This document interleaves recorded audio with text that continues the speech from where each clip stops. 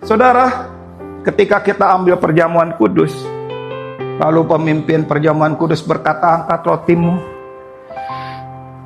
Inilah tubuhku yang dipecah-pecahkan bagi kamu.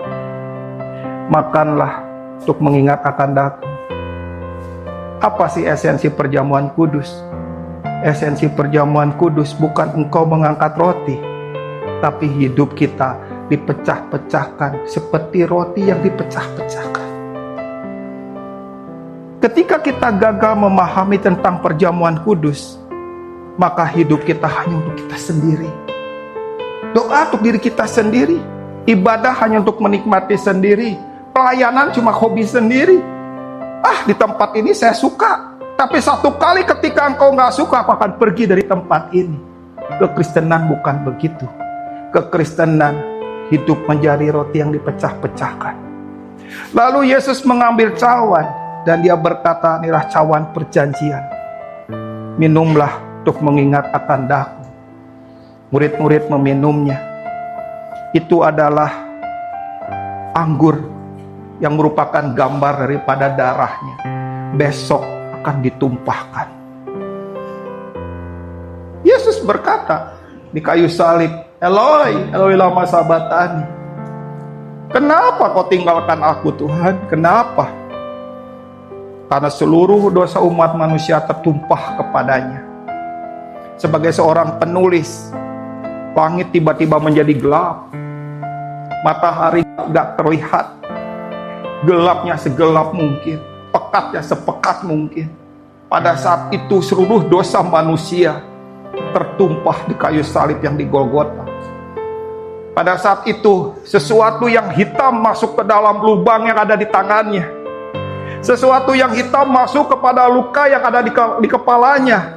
Sesuatu yang hitam itu masuk kepada luka yang batang hidungnya yang patah. Itu masuk di pelipisnya, di dagunya, di badannya. Itu masuk semua di kakinya yang berlubang, di lambungnya yang tertusuk. Itu semua yang hitam masuk. Sampai akhirnya muka Bapa surgawi yang selalu memandang wajah anak yang dikasihi terpaling, tidak mau lihat lagi. Disitulah Yesus berseru,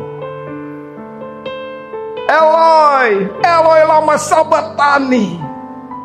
Tuhanku, Tuhanku. Dia nggak panggil Bapakku, Bapakku. Saat itu dia berseru sebagai orang berdosa.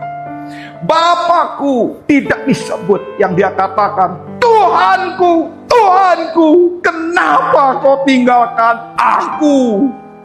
Saat itu penderitaan mahkota duri nggak seberapa ketika ditinggalkan oleh Bapa di surga. Saat itu dipaku tangan kanan, tangan kiri, kedua kakinya dan ditusuk oleh lambung, tidak semenderita ketika Bapaknya berpaling daripadanya. Saat itu penderitaan yang terberat bagi Yesus bukan di Getsemani, bukan waktu dipaku, bukan waktu dicambuk, tapi waktu Bapaknya memalingkan wajahnya. Itu pertanyaan yang kelima. Tuhanku, Tuhanku, kenapa kau tinggalkan aku? Pertanyaan, ada orang yang menanggung dosa kita. Pertanyaan, seorang penebus yang tidak berdosa menjadi berdosa, bahkan terkutuk karena dosa kita. Pada saat itulah harusnya kita menjawab ketika Yesus berkata, Eloi, Eloi lama sabachthani. Hari ini kita menjawab, Tuhan, aku mengasihi Engkau. Aku mau menjadi roti yang dipecah-pecahkan, Tuhan. Aku mau menjadi anggur yang ditumpahkan bagi banyak orang. Aku gak egois lagi, Tuhan. Aku gak mau hidup buat diri sendiri lagi, Tuhan.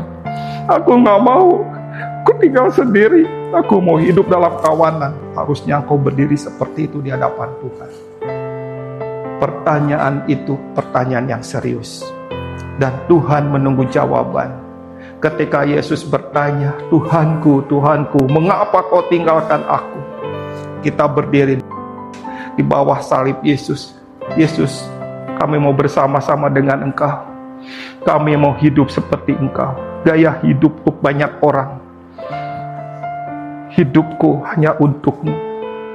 Sampai dagingku lepas, sampai jiwaku remuk, hanya Engkau bagianku. Hanya Engkau Tuhan, hanya Engkau. Gak ada yang kuingini di bumi ini, hanya Engkau.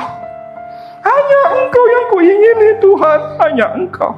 Harusnya kita di bawah salibnya berdiri dan mengangkat tangan. Tuhan, ini aku. Aku mau jadi roti yang dipecahkan. Aku mau jadi anggur yang ditumpahkan. Hanya Engkau Tuhan ku ingini, karena Engkau penebusku. Hidupku yang berdosa, hidupku yang hancur, hidupku yang dalam kegelapan. Karena Engkau, sekarang hidupku ditebus, hidupku diampuni, hidupku dikasihi, hidupku diterima.